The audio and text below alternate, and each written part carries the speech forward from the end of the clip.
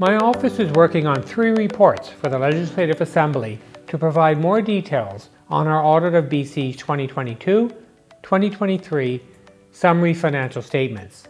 Our independent auditor's report is published by the government each summer.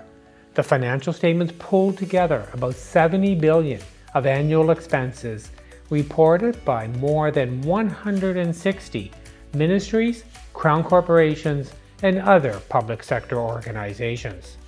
Our upcoming reports will share more information on our audit process and matters of interest to MLAs and BC residents.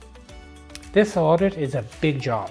It's the largest of its kind in our province, so we're breaking it down into 3 reports.